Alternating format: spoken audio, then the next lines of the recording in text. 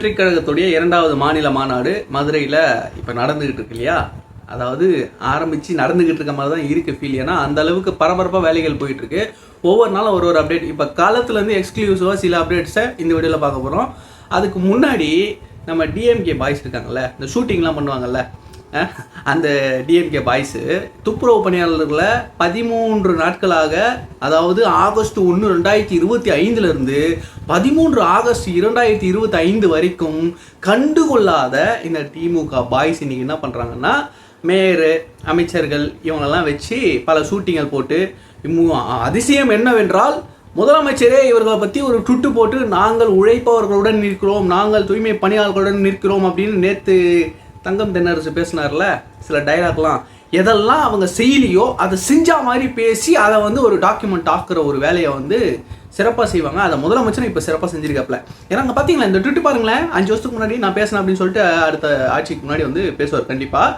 இப்போ அந்த மாதிரி எதெல்லாம் அவங்க துரோகமாக செஞ்சாங்களோ அதை நாங்கள் இந்த மக்களுக்காக செஞ்சோம் அப்படின்னு சொல்லிட்டு வேற மாதிரி உருட்டி மற்ற பகுதியில் மற்ற மண்டலங்களில் இருக்கக்கூடிய தூய்மை பணியாளர்களெல்லாம் கூட்டு வச்சு ஷூட்டிங் பண்ணி அவங்களுக்கு சாப்பாடு போட்டு நிறைய திட்டங்களை அறிவிச்சிருக்கோம்னு சொல்லி எப்படி 2021 தேர்தலுக்கு உருட்டுன்னு பொய் உருட்டுகளாக உருட்டுனாங்களோ அப்படியே இப்போ தூக்கி திரும்பவும் எதிர்கட்சியாக இருக்கும்போது ஆட்சியில் இருந்தவங்களை பார்த்து கேட்ட கேள்விகளெல்லாம் இப்போ ஆட்சியில் இருக்கும்போது இவங்களை பார்த்து இவங்க கேட்டுக்கிற மாதிரி பல வெற்று அறிக்கைகள் நேற்று விட்ட மாதிரி இன்றைக்கும் நிறைய அறிக்கைகளை விட்டுருக்காங்க.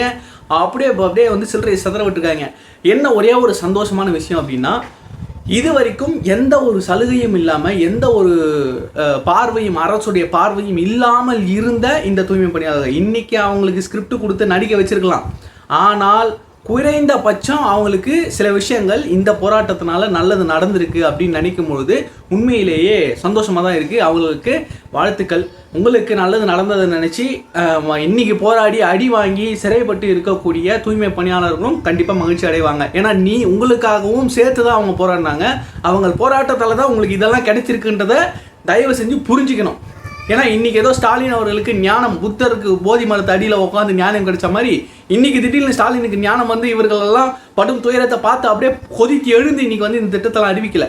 13 நாளாக போராட விட்டு நாய் மாதிரி அவர்களை நடத்தி குப்பை மாதிரி வாரி அடித்து சித்திரவதை பண்ணி இன்னைக்கு இந்த அளவுக்கு மக்கள் மத்தியில், நான் நேற்று சொன்ன மாதிரியே 8 கோடி மக்கள் மனதிலையும் இது ஒரு ஆறாத வடுவா, ஒரு அருவருக்கத்தக்க ஒரு பார்வையை திமுக மேலே, இந்த திமுக திராவிட மாடல் அரசு மேலே ஏற்படுத்தினதுனால அதை பாலிஷ் போட்டு அதற்கு ஒரு பூசு வேலை பண்ணுற மாதிரி தான் இன்றைக்கி மேஸ்திரி வேலை செஞ்சுருக்காரு. யார்? நம்ம முதல்வர் மேஸ்திரி வேலை செஞ்சு இன்றைக்கி அதை உங்களுக்கு கொடுக்குற பட்சத்தில், கொடுக்குறேன்னு சொல்கிறது தான், கொடுக்கலை, இன்னும் கொடுக்குறேன்னு சொல்லியிருக்காங்க. இதுவும் வெற்று அறிக்கை அப்படின்றத நம்ம பொறுத்து இருந்தால் பார்க்கணும். இல்லைனா பேருக்கு 4 நாள் கொடுத்துட்டு 5 நாள் கொடுக்க மாட்டாங்கன்றது தான் என்னுடைய பார்வை. இதுவே இதே ராம்கி நிறுவனம் எந்தெந்த இடத்துல எவ்வளவு மோசமான திருட்டு வேலைகளை பண்ணியிருக்கு அப்படின்றத திமுக ஆட்களே முன்னாடி பேசியிருக்காங்க. இப்போ அவர்கள்கிட்டயே இந்த வேலைகளை கொடுத்து ஒரு தனியார் மயத்தை ஊக்குவிக்கிற வேலையை இந்த திமுக அரசு செஞ்சுக்கிட்டு இருக்கு. இன்னும் அவர்கள் இன்னும் பிஎஃப் பேலன்ஸு, இஎஸ்ஐ பேலன்ஸு இதெல்லாம் பேலன்ஸ் வச்சுருக்கக்கூடிய அந்த மோசடி நிறுவனத்துக்கு இப்படி வாரி கொடுக்கறது கான்ட்ராக்டுக்கு ஏன் இவ்வளோ துடிக்கிறாங்க அப்படின்றது எல்லாருக்குமே தெரிஞ்ச விஷயம் தான். வாங்கின கமிஷனுக்கு நல்லா கூவுறடா அப்படின்ற மாதிரி தான் வாங்கின காசுக்கு மேலே கூவுறாங்க இங்கே இருக்கக்கூடிய ஆட்சியாளர்கள்.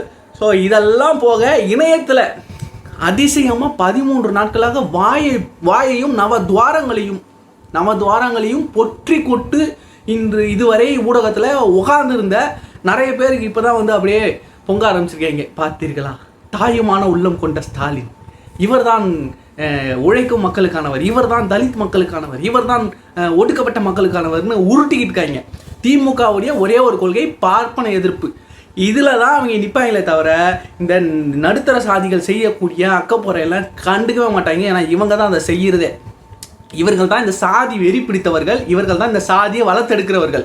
ஓட்டுக்காக நடுத்தர சாதிகளை கண்டுகொள்ளாத திமுக அரசு இன்னைக்கு என்ன அப்படியே பறக்க விடுறாங்க சில்லறைய. ட்விட்டரில் எவனெல்லாம் இவங்களை எதிர்த்து பேசுகிறானோ எல்லார் மேலேயும் பெயிண்ட்டு, எல்லார் மேலேயும் ஒரு சாயம். நீல சங்கி புதுசாக திமுக கண்டுபிடிச்சா ஒரு புது பிராண்டு நீல சங்கி. என்னடான்னா அவன் அம்பேத்கருடைய கொள்கைகளை ஏற்றவன், இருந்தாலும் அவன் சங்கி. ஏன்டா அவன் திமுக வச்சுருக்கான்? ஏன்னா லாஜிக் இது, மானங்கட்ட லாஜிக்கு. இதுக்கெல்லாம் நாய் பண்ணி இதெல்லாம் திங்கலாம், அதை ஏதாவது தின்னுட்டு போகலாம். நீங்களாம் எதுக்குடா சோறு திங்கிறீங்க? இப்படி தான் கேட்க தோணுது. ஏன்னா அந்தளவுக்கு கோவம். 13 நாளாக எங்கே தின்ன போனீங்க? இன்றைக்கி வந்து இவ்வளோ முட்டு கொடுக்குறீங்களே, முரட்டு முட்டு. அதுவும் திமுக அரசு இப்படி செய்யலாமா? அப்பா சிவாஜி கணேசனே செத்துட்டாருடா. அப்பா சாமி, நீங்கள் நடித்த நடிப்பில் இப்படி நடிக்கிறீங்க பச்சையா. அதுலேயும் இன்றைக்கி போட்ட ட்ராமா பொதுமக்களே நிறைய பேர் பார்க்குறவங்களாம், டேய் என்னடா இவ்வளோ கேவலமாக ஷூட்டிங் பண்ணுறீங்க. நான் திரும்ப சொல்கிறேன், டைரக்டர் சரியில்லை, திமுக டைரக்டர் சரியில்லை, ஸ்கிரிப்டும் சரியில்லை, டைமிங்கும் சரியில்லை, அது எக்ஸிக்யூஷனும் சரியில்லை. மேயர் பிரியா ஒரு வீடியோவில் பார்க்குறேன், அந்த இவங்களுக்கு வந்து சொல்லிக் கொடுக்குறாங்க தூய்மை பணியாளர்களுக்கு என்ன பேசணும் என்ன சொல்லணும். மேயர் ஒரு 4 வார்த்தை தூக்கி விட்டு, அடுத்து நான் ஒரு ஃபாரின் ட்ரிப்பு பிளான் பண்ணியிருக்கேன், இதை ஏற்றி பேசு அப்படின்ட்டு கேமரா முன்னாடி இந்த போர்டு வச்சுருக்காங்க. இதை பதாகை, போராட்டம் பண்ணுறவங்க பதாகை எடுத்துகிட்டு வரலாம், ஓகே. ஏங்க நல்லதை வந்து நலத்திட்டம் வாங்குறதுக்கு வரவங்க எதுக்குங்க பதாகை எடுத்துகிட்டு வராங்க?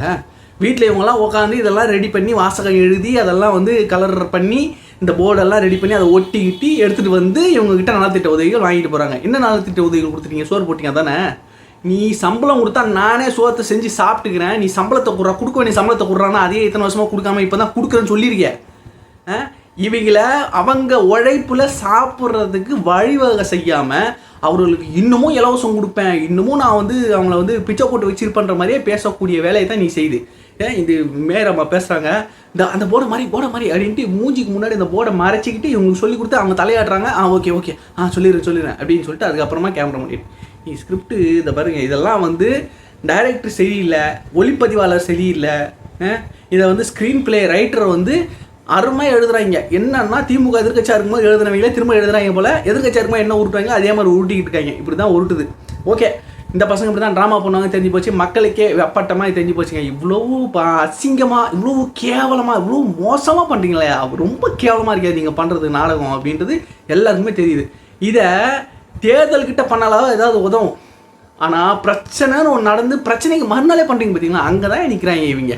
வெக்கமே கிடையாதுல்ல அப்படின்ற மாதிரி தான் இருக்குது. நிறைய இந்த இணைய ஊப்பிகள் இவர்கள்லாம் உருட்ட ஆரம்பிச்சிருக்கீங்க. எப்படியோ வந்து தாயுமானவர் இவரெல்லாம் இல்லாமல் நீங்கள் இல்லை அப்படின்னு திருமாவளவன் பேசுகிறாரு.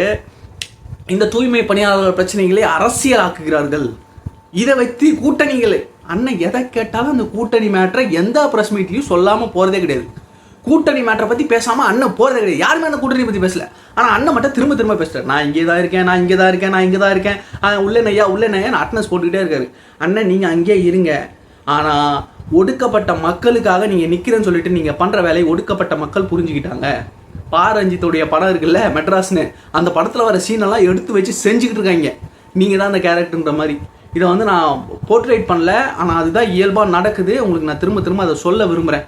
முக்கியமான விஷயம், தயவு செஞ்சு சொல்கிறேன், நீங்கள் இதற்கு அப்புறமாவது உங்களுடைய சுயத்தை நினைவில் கொண்டு இதுக்கு முன்னாடி நீங்கள் எப்படி இயங்குனீங்களோ அப்படி இயங்க ஆரம்பிச்சிங்க அப்படின்னா தான் இந்த மக்கள் உங்கள் பக்கம் நிற்பான். நீங்கள் நிற்கலாம் திமுக பக்கம், இந்த மக்கள் உங்கள் பக்கம் நிற்கலை, உங்களுக்கு நேர் எதிராக விஜயண்ணா பக்கம் நிற்கிறாங்க. இதை நீங்கள் செய்கிற செயல்பாடு தான் முடிவு செய்யுது. அடுத்து மாநாட்டில் முக்கியமான விஷயம் என்னென்னா, மாநாட்டு திட்டத்துலேருந்து எக்ஸ்க்ளூசிவாக நம்மளுக்கு வந்த தகவல். ஏன்னா நம்ம மாநாட்டிலேருந்து டைரெக்டாக வந்து இப்போ டீல் பண்ண ஆரம்பிச்சிட்டோம். கூடிய விரைவில் நானும் மாநாட்டுக்கு போகிறேன், வேறு ஒரு வேலையாக போகிறேன். அதை வந்து நான் கூடிய விரைவில் சொல்கிறேன். நம்ம மாநாட்டு திடல்லேருந்தும் சந்திக்க போகிறோம். இப்போ முக்கியமாக வந்திருக்கக்கூடிய தகவல் என்ன அப்படின்னா, செய்திகள்லாம் பார்த்துருப்போம், 5 லட்சம் 1 லிட்டர் பாட்டில் தண்ணி பாட்டில் வந்து வரக்கூடிய எல்லாருக்கும் நம்ம கொண்டு வந்திருக்காங்க அப்படின்ட்டு. ஆனால் கொண்டு வந்திருக்கிறது 10 லட்சம் வாட்டர் பாட்டில்ஸ். 10 லட்சம் வாட்டர் பாட்டில்ஸ் மாநாட்டுக்கு வரவர்களுக்கு கொடுக்கறதுக்காக அங்கே லோடு இறக்கி ஸ்டோர் பண்ணி வைக்கப்பட்டிருக்கு. அது மட்டும் இல்லாமல் 450 டாய்லெட்ஸ். இது மாநாட்டை சுற்றி 4புறமும் நீங்கள் 360 டிகிரி எந்த பக்கம் போனாலும் டாய்லெட்ஸ் அவைலபிலிட்டியாக இருக்கிற மாதிரி அதனுடைய ஃபெசிலிட்டிஸும் பிரம்மாண்டமாக பண்ணிக்கிட்டு இருக்காங்க. முக்கியமாக தண்ணீர் ஃபெசிலிட்டி, இந்த டாய்லெட் ஃபெசிலிட்டிஸ்க்கெலாம் ஒரு என்ன சொல்கிறது, ஒரு கிராமத்தையே உருவாக்குற அளவுக்கு ஒரு நகர்ப்புற அடிப்படை தேவைகளை உருவாக்குற அளவுக்கு ஒரு கட்டமைப்பு அங்கே உருவாகியிருக்காங்க. 450 டாய்லெட் ஃபெசிலிட்டிஸ் இன்க்ளூடிங் பார்க்கிங் உட்பட எல்லா இடத்துலையுமே இந்த அடிப்படை தேவைகளை ஃபில்ஃபில் பண்ணுற மாதிரி. அதாவது இதுக்கு முன்னாடி மாநாட்டில் சில சின்ன தவறுகள் இல்லை, சில சின்ன மனக்கசப்பு கொடுக்கக்கூடிய தவிர்க்க முடியாத சில சுச்சுவேஷன்ஸ் ஹேப்பன், அதெல்லாம் நடந்தது. அதை கூட தவிர்க்கும் விதமாக இன்றைக்கு முழு வீச்சில் வேலை பார்த்துக்கிட்டு இருக்காங்க. ரொம்ப பரபரப்பாக போய்கிட்டு இருக்கு. டாய்லெட்ஸ் மட்டும் இல்லைங்க, 4 புறத்துலேருந்து வர்றதுக்கும் செல்றதுக்கும் வழிகள் ஏற்பாடு பண்ணியிருக்கு. ஒரு வழி கிடையாது, 4 புறத்துல இருந்தும் மக்கள் வர்றதுக்கும் போகிறதுக்குமான வழிகள், என்ட்ரி அண்ட் எக்ஸிட் பாயிண்ட்ஸை வந்து கிரியேட் பண்ணியிருக்காங்க. இது ஒரு மிகப்பெரிய ஒரு மேசிவான ஒரு மாநாடு. அங்கே பார்க்குறவங்களே நீங்கள் மாநாட்டை முடிஞ்சதுக்கு போனதுக்கப்புறம் அந்த இடத்துல போயிட்டு நிறைய பேர் பார்வையிட்டு இருந்தாங்க விக்ரவாண்டியில் நம்ம பார்த்தோம். ஆனால் இப்போது மாநாட்டு வேலைகள் நடந்துகிட்டு இருந்தே நிறைய டூரிஸ்ட் ஸ்பாட் மாதிரி ஆயிடுச்சு. சவுத்து தமிழ்நாட்டுக்கு டூர் போகிற எல்லாருமே அந்த பக்கம் வந்து அந்த மாநாட்டு திட்டத்தில் சுற்றி பார்த்துட்டு போகிற மாதிரி தான் இருக்குது. முக்கியமான விஷயம், அங்கே இருக்கக்கூடிய நிறைய அந்த ரோட்ஸ் எல்லாம் பார்த்தீங்கன்னா ஹைவேஸ் ரொம்பவுமே மோசமான நிலையில் இப்போ வேலைகள் ஆரம்பித்து போய்கிட்டு இருக்கு. அது ஸ்டேட் ஹைவே, சென்ட்ரல் ஹைவே எல்லாமே வந்து சூப்பராக வேலை செய்யுது. So state government, central government 2 பேரும் முடிவு பண்ணிட்டாங்க இந்த கூட்டத்தை எப்படியாவது கண்ட்ரோல் பண்ணோன்ட்டு. ஆனால் இப்போவுமே ஸ்லோ மூவிங்கில் இருக்கக்கூடிய வாகனங்கள் மாநாட்டின் பொழுது, முக்கியமாக சொல்லப்போனால் முக்கியமான ஒரு பைபாஸ் விக்ரவாண்டி மாநாடு அப்போது பிளாக் செய்யப்பட்டது. அந்த மாதிரி தென் மாவட்டத்துக்கு போகக்கூடிய எல்லா வழிகளும் ஸ்தம்பிக்க போகுது, அது உறுதி. ஸோ முன்னாடியே மாநாட்டுக்கு போகிறவங்களாம் பிளான் பண்ணிக்கங்க. ஏன்னா மாநாட்டு திடலுக்கு போய் சேர்றதுக்குள்ளே நிறைய பிரச்சனைகள் நம்ம ஃபேஸ் பண்ண போகிறோம். ஸோ அதை தான் வந்து இந்த காணொலி மூலமாக தெரிவிக்க விரும்பினேன். இந்த காணொலியை பற்றின உங்களுடைய கருத்துக்களை கமெண்ட் செக்ஷனில் சொல்லுங்கள். நன்றி. நான் உங்கள் வேலூரன் கேஆர்.